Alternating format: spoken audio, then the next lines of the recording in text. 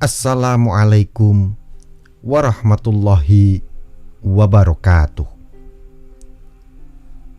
Kisah tentang Rasulullah dan seorang anak yatim di Madinah.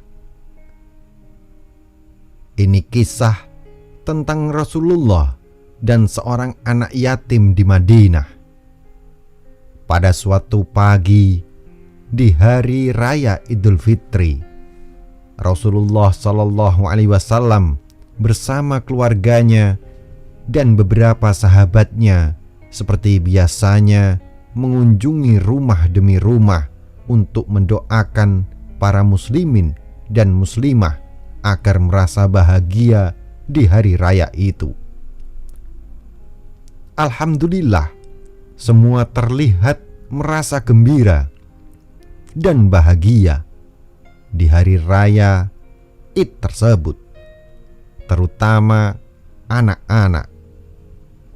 Anak-anak bermain sambil berlari-lari ke sana kemari dengan mengenakan pakaian hari rayanya. Namun, tiba-tiba Rasulullah Shallallahu Alaihi Wasallam melihat di sebuah sudut ada seorang gadis kecil sedang duduk bersedih.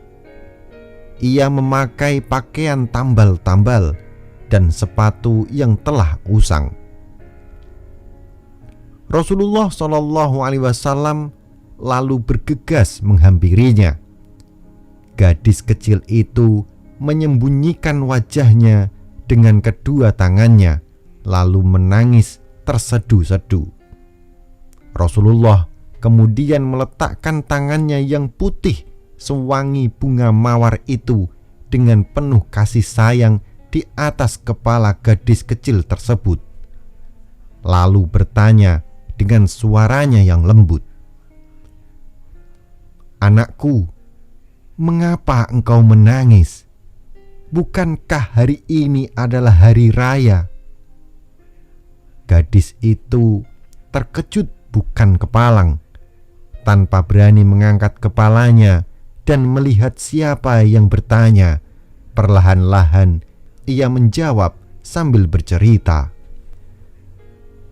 "Pada hari raya yang suci ini, semua anak menginginkan agar dapat merayakannya bersama orang tuanya dengan berbahagia.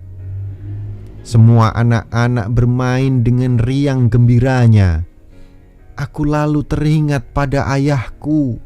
Itu sebabnya aku menangis. Ketika itu hari raya terakhir bersamanya.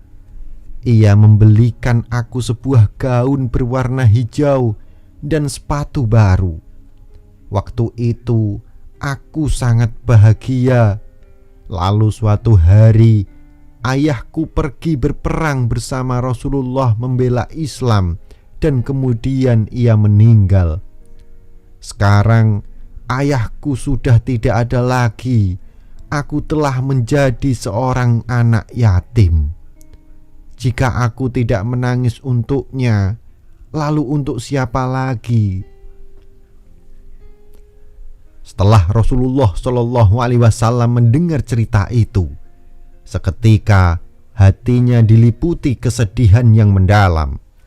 Dengan penuh kasih sayang, beliau membelai kepala gadis kecil itu sambil berkata, "Anakku, hapuslah air matamu, angkatlah kepalamu, dan dengarkan apa yang akan aku katakan padamu.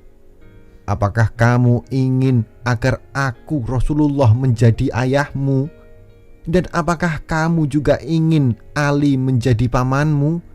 Dan apakah kamu juga ingin agar Fatimah menjadi kakak perempuanmu, dan Hasan dan Husain menjadi adik-adikmu, dan Aisyah menjadi ibumu?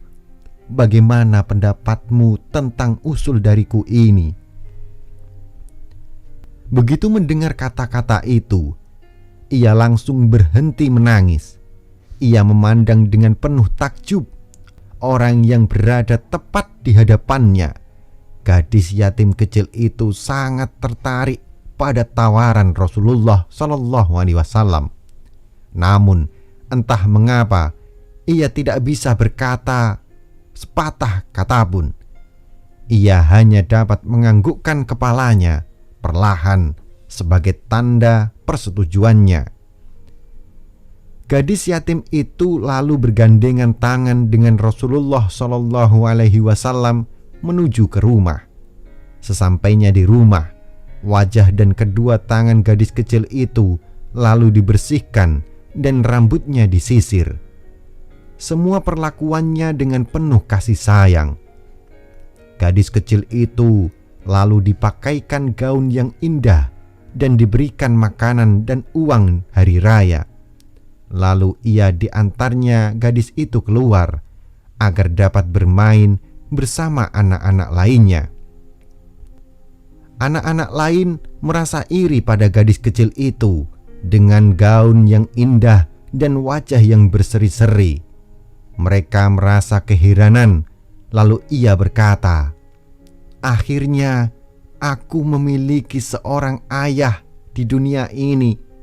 Tidak ada yang bisa menandinginya. Siapa yang tidak bahagia memiliki seorang ayah seperti Rasulullah? Aku juga kini memiliki seorang paman, namanya Ali, yang hatinya begitu mulia. Juga seorang kakak perempuan, namanya Fatimah Az-Zahra.